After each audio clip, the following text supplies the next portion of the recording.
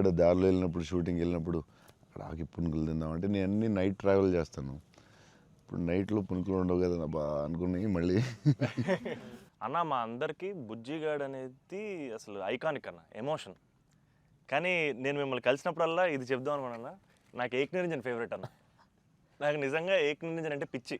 ఎందుకంటే చోటు క్యారెక్టర్లో యాటిట్యూడు అది అది అదొక ఇర్రిప్లేసబుల్ యాటిట్యూడ్ అన్న. చాలా అండర్ రేటెడ్ జెమ్ అన్న ఏక్ నిరంజన్ అనేది.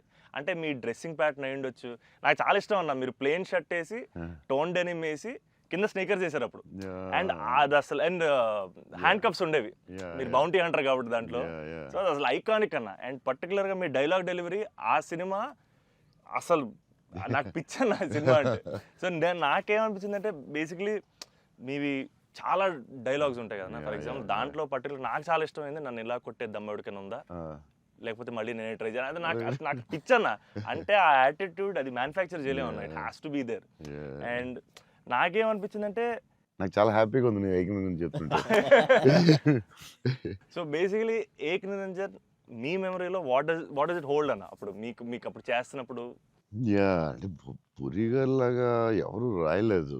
నేను బుజ్జిగాడు నాకు ఆయన చెప్పినప్పుడు క్యారెక్టర్ నాకు పిచ్చెక్కిపోయింది. నాకు టెన్షనే వచ్చిందంటే ఇది ఎలా చేయాలరా బాబు, నేను ఎప్పుడు చేయలేదు ఇలాగ. కాకపోతే ఈ రాసిన విధానం నేను మర్చిపోయి, నేను బుజ్జిగాడు ఎవరితో మాట్లాడినా బుజ్జిగాడు క్యారెక్టర్ గురించి మాట్లాడుతూ ఉండేవాడిని మర్చిపోయి.